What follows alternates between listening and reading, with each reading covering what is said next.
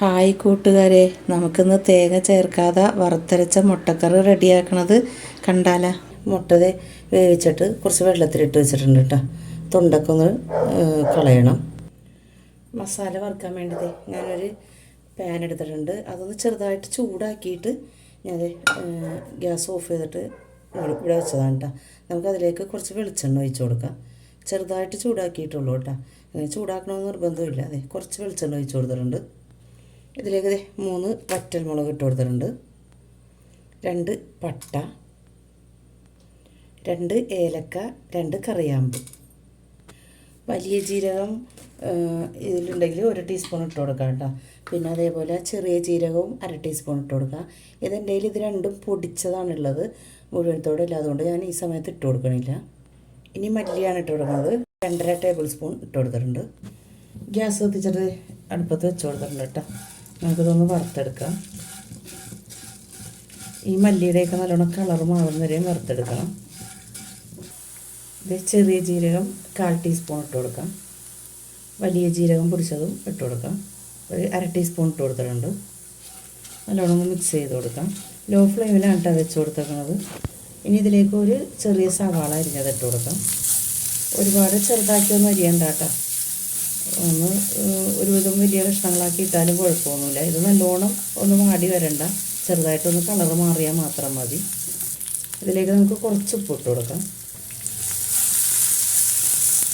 സവാള ഒരുവിധം കളറ് മാറി വന്നിട്ടുണ്ട്. ഒരു പകുതി തക്കാളി ഇടുന്നുണ്ട്, അതിട്ട് കൊടുക്കാം.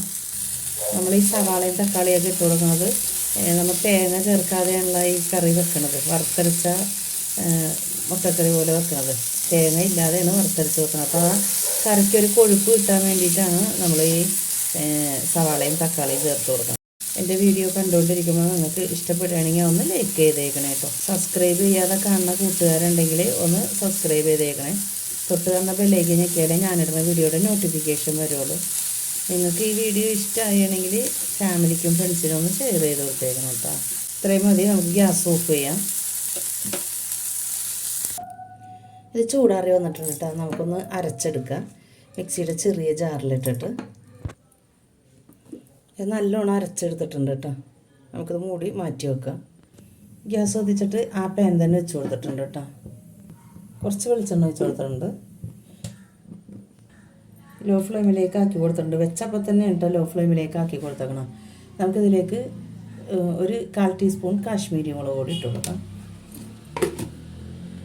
മുട്ടയെ ഞാൻ തൊണ്ടൊക്കെ കളഞ്ഞിട്ട് ഒന്ന് വരഞ്ഞ് വെച്ചിട്ടുണ്ട് കേട്ടോ.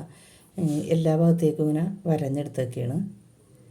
നമുക്കിതിലേക്ക് ഇട്ട് കൊടുക്കാം. ഈ മുളക് ഇട്ടില്ലേ, കാശ്മീരി മുളക് ഇട്ടില്ലേ, അതൊന്ന് ചൂടായി കഴിയുമ്പോൾ അതിലേക്ക് ഇട്ട് കൊടുത്തിട്ട് ഒന്ന് എല്ലാ ഭാഗത്തേക്കും ഈ എരിവ് ഒന്ന് പിടിക്കാൻ പാകത്തിന്. ചെറിയൊരു എരിവാണ് അല്ല കാശ്മീരി മുളക് പൊടിക്ക്. പിന്നെ ആ ഒരു കളറും അത് പിടിക്കാൻ വേണ്ടിയിട്ടാണ് ഇങ്ങനെ ചെയ്ത് കൊടുക്കുന്നത്. ഇപ്പം തീ കൂട്ടി കൊടുത്തിട്ടുണ്ട് കേട്ടോ. നമുക്കിതിട്ട് കൊടുക്കാം. എല്ലായിടത്തേക്കും ആക്കി കൊടുക്കാം. ഒരുപാട് നേരം ആക്കണ്ട കേട്ടോ, കുറച്ച് നേരം മതി. അല്ലെങ്കിൽ ഇങ്ങനെ ഒരു മുട്ടയുടെ ഒരു റബ്ബർ മാതിരി ആവും. അപ്പോൾ ഗ്യാസ് ഓഫ് ചെയ്യാം. പിന്നെ ഇത്രയും മതി. ഗ്യാസ് കത്തിച്ചിട്ട് ഒരു പാത്രം വെച്ച് കൊടുത്തിട്ട് അതിലേക്ക് വെളിച്ചെണ്ണ ഒഴിച്ച് കൊടുക്കാം. ഇതിലേക്ക് 2 സവാള ചെറുതാക്കി അരിഞ്ഞതാണ് കേട്ടോ.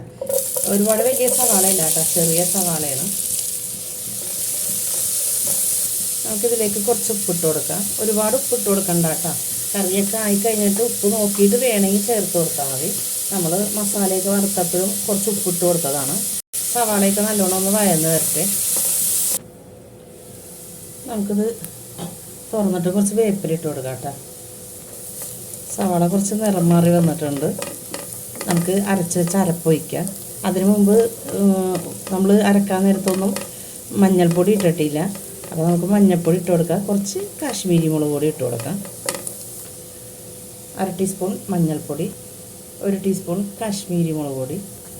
ഇതിൻ്റെയൊക്കെ പച്ചമണം മറുന്നവരെ വഴറ്റി കൊടുക്കാം. നമുക്കിനി അരപ്പൊഴിച്ച് കൊടുക്കാം. ജാറ് കഴുകിയിട്ട് കുറച്ച് വെള്ളവും കൂടി ഒഴിച്ച് കൊടുത്തിട്ടുണ്ട് കേട്ടോ. നമുക്കിനി തീ കൂട്ടി കൊടുക്കാം. ലോ ഫ്ലെയിമിലായിരുന്നില്ല വെച്ചിരുന്നത്. നല്ലോണം ഒന്ന് മിക്സ് ചെയ്ത് കൊടുക്കാം. ഈ സമയം ഉപ്പ് നോക്കിയിട്ട് ഉപ്പ് കുറവുണ്ടെങ്കിൽ ചേർത്ത് കൊടുക്കാം കേട്ടോ. കുറച്ച് ഉപ്പ് കുറവുണ്ട്, ഞാൻ ഉപ്പിട്ട് കൊടുക്കുകയാണ്. ഇത് നല്ലോണം തിളക്കുന്നുണ്ട് കേട്ടോ. നമുക്കിനി ഇതിലേക്ക് ഈ മുട്ട ഇട്ട് കൊടുക്കാം കേട്ടോ. നമുക്ക് ഗ്രേവി ഇതിൻ്റെ മുകളിലേക്ക് ഒഴിച്ചു കൊടുക്കാം, മസാലയും അതിൻ്റെ ആ എരിവൊക്കെ പിടിക്കാൻ വേണ്ടിയിട്ട്. അങ്ങനെ തേങ്ങ ചേർക്കാതെ വറുത്തരച്ച മുട്ടക്കറി റെഡി ആയിട്ടുണ്ട്. നിങ്ങളിത് തീർച്ചയായും ട്രൈ ചെയ്ത് നോക്കണം. നിങ്ങൾക്ക് ഈ വീഡിയോ ഇഷ്ടമാണെങ്കിൽ ലൈക്ക് ചെയ്യണം, കമൻറ്റ് ചെയ്യണം.